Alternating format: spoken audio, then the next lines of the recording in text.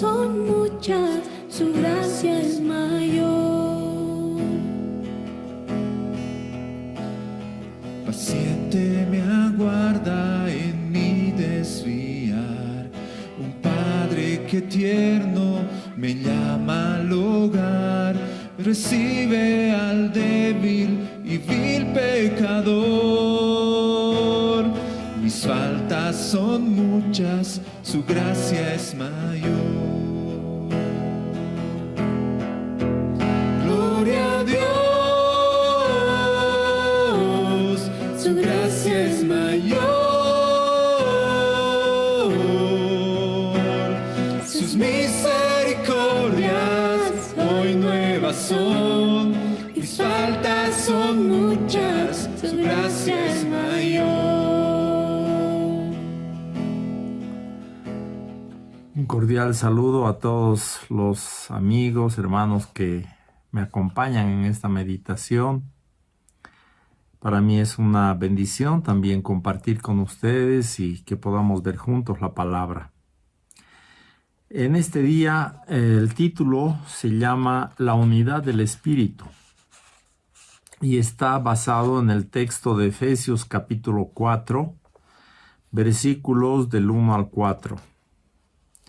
Dice así: Yo pues, preso en el Señor, os ruego que andéis como es digno de la vocación con que fuisteis llamados, con toda humildad y mansedumbre, soportándoos con paciencia los unos a los otros en amor, solícitos en guardar la unidad del Espíritu en el vínculo de la paz, un cuerpo y un espíritu, como fuisteis también llamados en una misma esperanza de vuestra vocación. Especialmente el versículo 3, que es un ruego que hace Pablo a la iglesia, les dice que sean solícitos en guardar la unidad del Espíritu en el vínculo de la paz. Y yo quiero compartir un poco hoy día con ustedes qué significa esa unidad del Espíritu. ¿De dónde viene? ¿Desde cuándo y hasta cuándo? ¿Y cuál es su propósito? Había una unidad en la humanidad en el principio. En Génesis, en el capítulo 11, se nos habla de un plan que tuvieron los hombres de construir una torre que llegara hasta el cielo. Ahora, su motivación no era buena en ese sentido, porque ellos querían hacer como un desafío a Dios.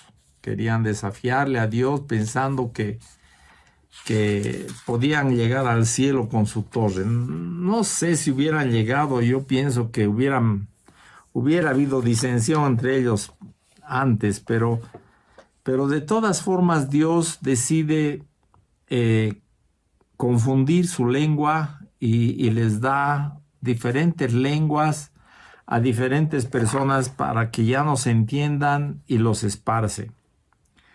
En Génesis 11, el versículo 1 dice: Tenía entonces toda la tierra una sola lengua y unas mismas palabras. O sea, había un solo idioma. Y en el verso 7, Dios dice: Ahora pues descendamos y confundamos allí su lengua, para que ninguno entienda el habla de su compañero. Así los esparció Jehová desde allí sobre la faz de toda la tierra, y dejaron de edificar la ciudad. Por esto fue llamado el nombre de ella Babel, porque allí confundió Jehová el lenguaje de toda la tierra, y desde allí los esparció sobre la faz de toda la tierra. Entonces vemos acá un propósito de Dios de dispersar esta unidad de la gente, de dispersar por toda la faz de la tierra y cambiarles sus lenguajes, confundir su lengua. En esa ocasión era un propósito pecaminoso el que tenían los hombres, que lo que les unía, si vale el término, para desafiar a Dios, para decir vamos a hacer esto y nadie nos va a detener, y Dios los detuvo. Y desde entonces, bueno, desde la caída en realidad, todos los hombres hemos caído de la gloria de Dios, hemos sido destituidos, dice Romanos 3, el verso 23, por cuanto todos pecaron y están destituidos de la gloria de Dios. Entonces, esta destitución de la gloria de Dios hace que los hombres sean egoístas, que los hombres seamos cada uno por su lado, que los hombres no podamos andar en unidad, no seamos capaces de guardar la unidad. Entonces, por eso es que hay tanta división y tanta disensión, conflicto, peleas, envidias. Las relaciones humanas están quebradas por causa de esta nuestra naturaleza humana que tiene la tendencia a más bien separarnos unos de otros, a dividirnos. Ahora, cuando vino el Espíritu Santo en Pentecostés, esta unidad se restauró. Lo vemos en la iglesia inicial, primitiva, le dicen algunos. La primera iglesia que se estableció después de la resurrección de Jesús, después de que vino el Espíritu Santo. Voy a leer un poquito de Hechos, el capítulo 2, del 1 al 4. Dice, cuando llegó el día de Pentecostés, estaban todos unánimes juntos, y de repente vino del cielo un estruendo, como de un viento recio que soplaba, el cual llenó toda la casa donde estaban sentados. Y se les aparecieron lenguas repartidas como de fuego, asentándose sobre cada uno de ellos. Y fueron todos llenos del Espíritu Santo, y comenzaron a hablar en otras lenguas, según el Espíritu les daba que hablasen. Ahora, lo que pasa aquí en Pentecostés es justamente lo opuesto de lo que pasó en Babel. En Babel se les confundió las lenguas, se les cambió para que no se entiendan. Pero en Pentecostés, en el libro de Hechos, lo que acabo de leer, ocurre lo contrario. Ocurre lo contrario y más bien la gente entiende cada uno en su lengua lo que se estaba diciendo. Ese don viene por medio del Espíritu Santo y comienzan a hablar en otras lenguas, dice, según el Espíritu les daba que hablasen. Moraban entonces en Jerusalén judíos, varones piadosos de todas las naciones bajo el cielo. Y hecho este estruendo, se juntó la multitud y estaban confusos porque cada uno les oía hablar en su propia lengua, y estaban atónitos y maravillados, diciendo, mirad, ¿no son galileos todos estos que hablan? ¿Cómo pues les oímos nosotros hablar cada uno en nuestra lengua en la que hemos nacido? Partos, medos, elamitas y los que habitamos en Macedonia, en Judea, en Capadocia, en el Ponto y en Asia, en Frigia y Panfilia, en Egipto y en las regiones de África más allá del Cirene, y romanos aquí residentes, tanto judíos como prosélitos, cretenses y árabes. Les oímos hablar en nuestras lenguas las maravillas de Dios, y estaban todos atónitos y perplejos, diciéndose unos a otros, ¿qué quiere decir esto? Y creo que nosotros también debemos preguntarnos, ¿qué quiere decir esto? Que Dios les dé les permita tantas diferentes nacionalidades, y Dios les permite a ellos escuchar en su idioma las maravillas de Dios, el Evangelio de Dios. ¿Y qué propósito tenía Dios al hacer esto? Esa pregunta, ¿qué quiere decir esto?, debemos nosotros preguntarnos y entender qué está diciendo Dios con esta restauración en cierta forma de la unidad. Ahora, Dios lo hizo esto dentro de la iglesia, no era para la gente del mundo, digamos, era para la iglesia. Pero Dios se ha dispuesto en la iglesia a restaurar la unidad. Y en los primeros 5 capítulos de Hechos, vemos cómo la gente, cómo los hermanos andaban unánimes, que quiere decir de un mismo sentir y en unidad, ¿no? En Hechos 1:14 dice: todos estos perseveraban unánimes en oración y ruego con las mujeres, con María y con sus hermanos. Estaban unánimes, de un mismo sentir. En el capítulo 2, el verso 1, cuando llegó el día de Pentecostés, estaban todos unánimes juntos. O sea, había una unidad en medio de los discípulos. Obra de Dios, pero ya se nota la obra del Espíritu. En el capítulo 2, verso 46, dice: perseverando unánimes cada día en el templo y partiendo el pan en las casas, comían juntos con alegría y sencillez de corazón, alabando a Dios. Entonces, no solamente estaban unánimes, sino que comían juntos, con alegría y sencillez de corazón. O sea, Dios les dio una afabilidad, una unidad entre ellos para que estén juntos y para que compartan la comunión que tenían en el Señor, ¿no? El Espíritu Santo tiene la tendencia a llevarnos a esa unidad. Por eso el ruego de Pablo: les ruego que cuiden la unidad del Espíritu Santo, sean solícitos en guardar la unidad del Espíritu, en el vínculo de la paz. Un cuerpo y un espíritu, como fuisteis también llamados, en una misma esperanza de vuestra vocación. O sea, todos los cristianos tenemos la misma esperanza, que es Cristo. Es la promesa de Dios cumplida a través de Jesucristo. Esa es nuestra esperanza. Y la unanimidad es el resultado de la obra del Espíritu. Así como la división es el resultado de nuestras malas actitudes.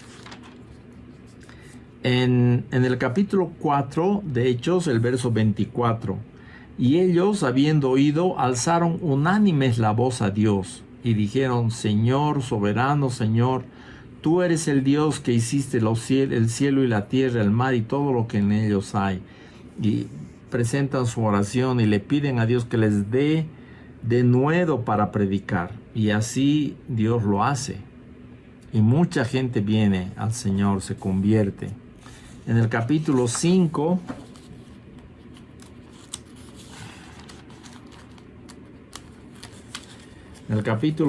el versículo 12, dice así: y por la mano de los apóstoles se hacían muchas señales y prodigios en el pueblo, y estaban todos unánimes en el pórtico de Salomón. Entonces vemos esta obra del Espíritu Santo en los primeros cristianos, de darles unanimidad, de mantenerlos unidos, mantenerlos juntos.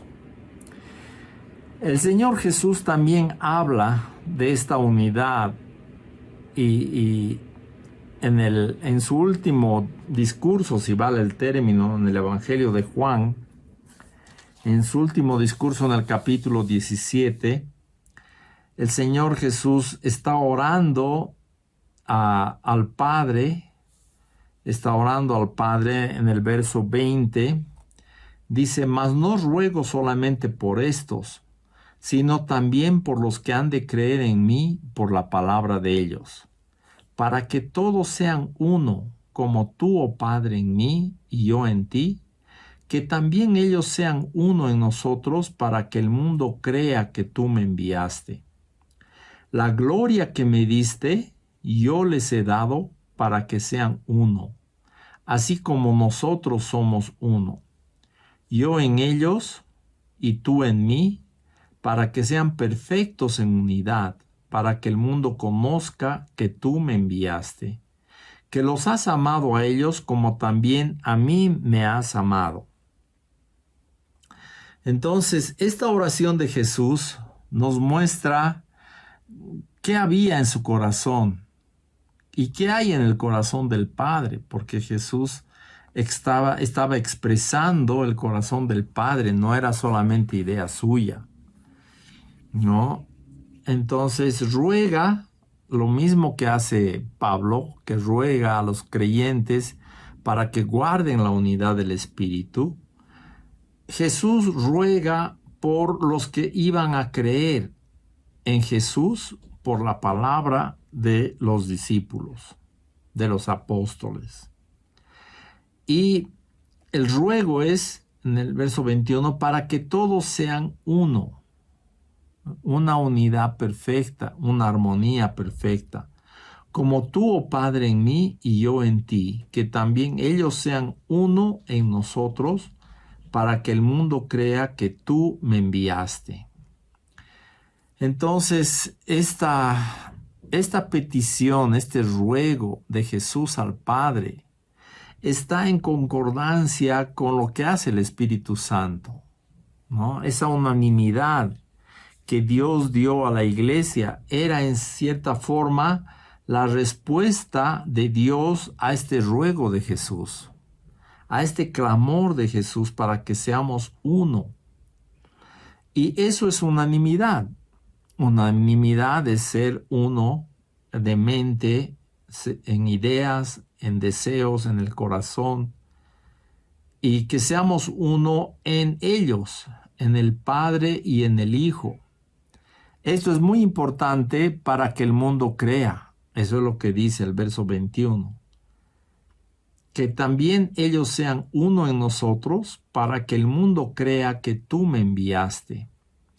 Si no mostramos esta unidad, si no mostramos la gloria de Dios en nuestras relaciones, el mundo no va a creer. El mundo no va a creer. Así de sencilla es el plan de Dios. Está mostrando que el mundo va a creer cuando ellos vean que en nosotros hay una verdadera unidad. Y cuando Jesús habla de la gloria, dice, la gloria que me diste yo les he dado para que sean uno, así como nosotros somos uno. Entonces, entre el Padre y el Hijo nunca hay un desacuerdo, nunca hay una discusión, que cada uno vaya por su lado, una división. Más bien al contrario, ellos han reflejado, mientras Jesús caminaba aquí en la tierra, han reflejado una perfecta unidad. No había disensiones, no había desacuerdos. Jesús estaba en completo acuerdo con la voluntad del Padre, hacía solamente la voluntad del Padre. No tenía su propia agenda, no estaba haciendo su propio dibujo libre, estaba completamente sujeto al Padre. Entonces, esa unidad y esa gloria para que seamos uno ya nos ha sido dada. Ya nos ha entregado Jesús su gloria para que nosotros seamos uno en la iglesia, para que no haya divisiones, para que no haya pleitos, para que no haya disensiones, que es lo que todos somos expertos en hacer. Lo normal es que cada uno jale por su lado y hayan divisiones. Para que andemos juntos necesitamos estar de común acuerdo. Si ustedes se ponen a ver un equipo de fútbol, por ejemplo, para meter goles, tienen que estar de acuerdo, tienen que trabajar coordinadamente. Un ejército, para que los soldados marchen en orden, tienen que estar de acuerdo y alguien tiene que marcar el paso, la banda, el tambor, en fin. Todos tienen que andar al unísono. Y es igual la iglesia. Solo que en este asunto son las relaciones las que deben mostrar ese común acuerdo. Son las relaciones en la iglesia que deben mostrar que somos unánimes, que estamos con un mismo ánimo, que estamos pensando de la misma manera. Y esta perfección de tener un mismo ánimo, de pensar igual, es lo que glorifica a Dios. Y eso es lo que va a traer a las personas del mundo que todavía no se han convertido.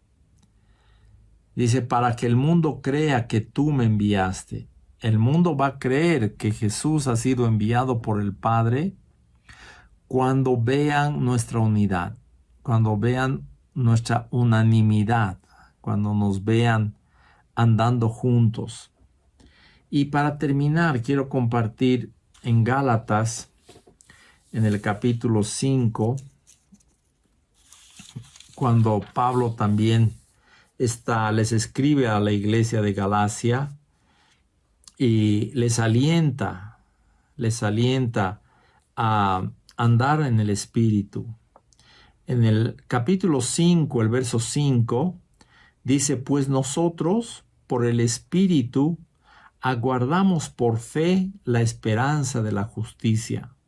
Porque en Cristo Jesús ni la circuncisión vale algo, ni la incircuncisión, sino la fe que obra por el amor.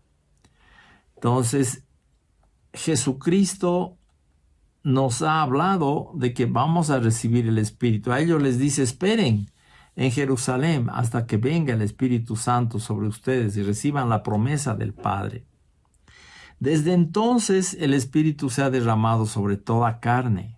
Y el propósito que Dios tiene es que la fe obre por el amor.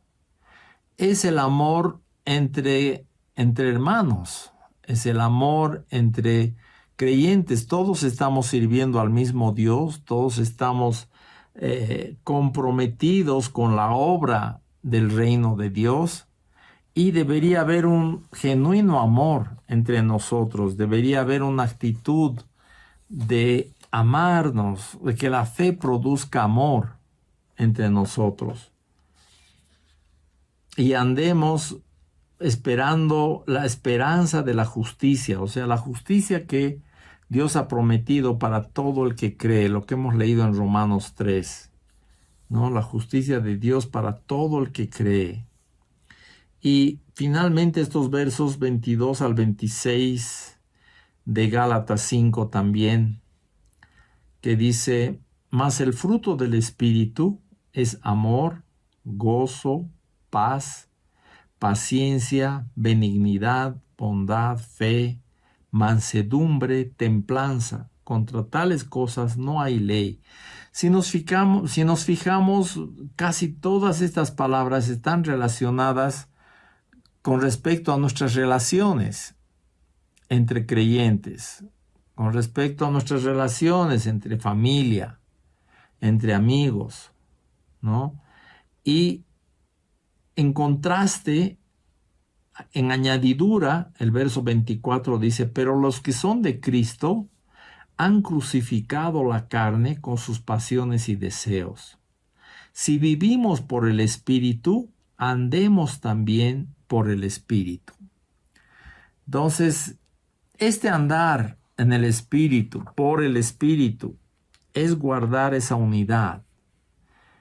Ahí se manifiesta si estamos andando en el Espíritu o si estamos en conflicto, en disensiones, cada uno por su lado, cada uno con sus ideas.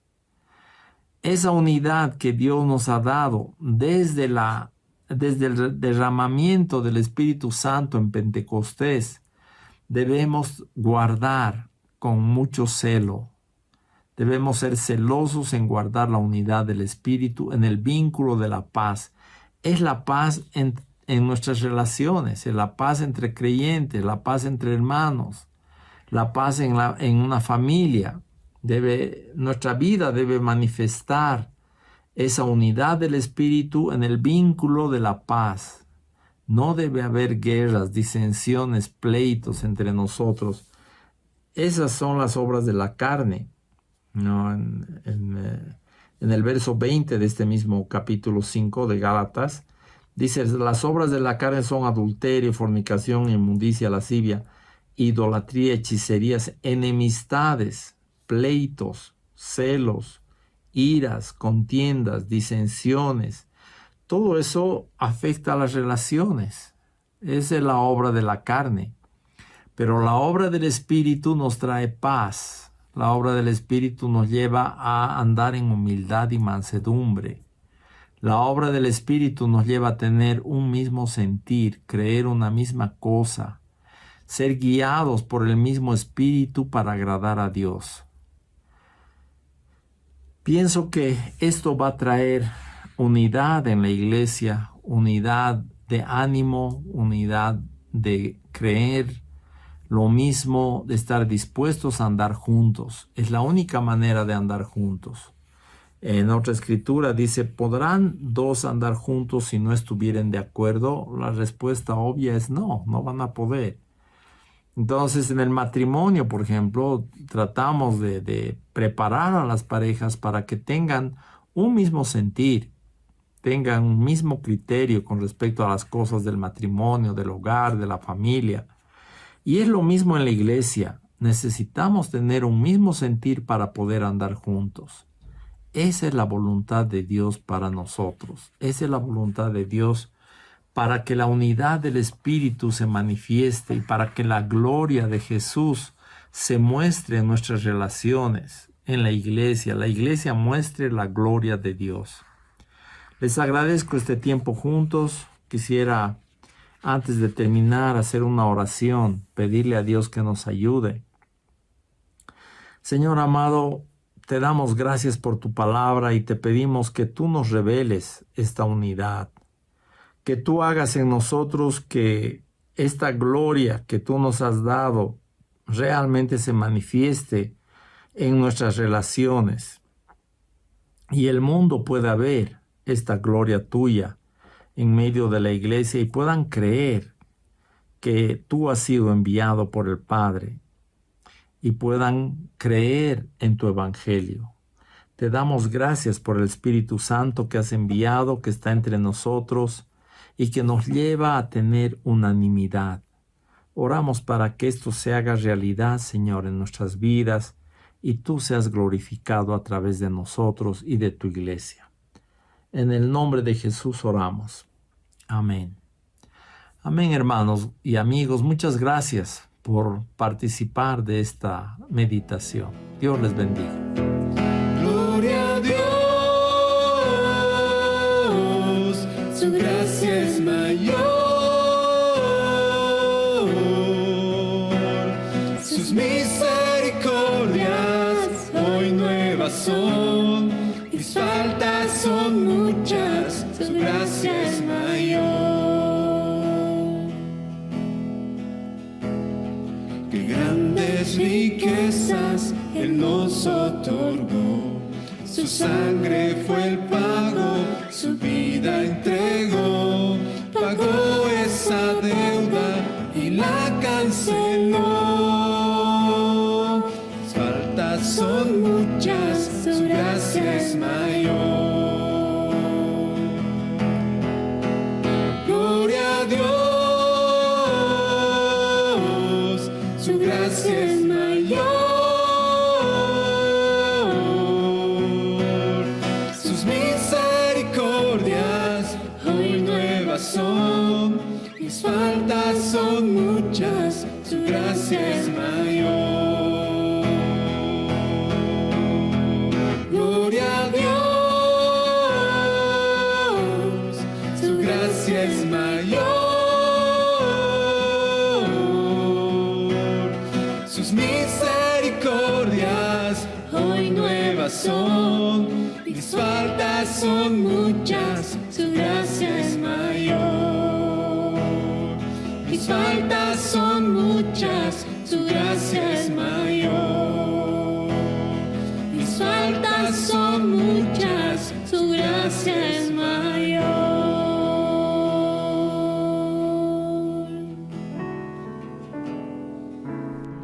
Esperamos que el mensaje de hoy haya sido de bendición para tu vida.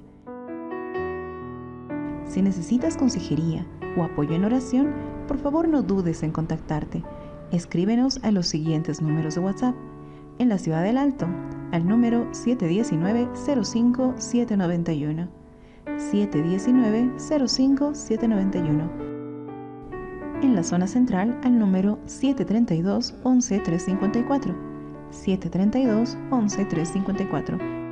En la zona sur, al número 75 25 70 56. 75 25 70 56. Que Dios te bendiga.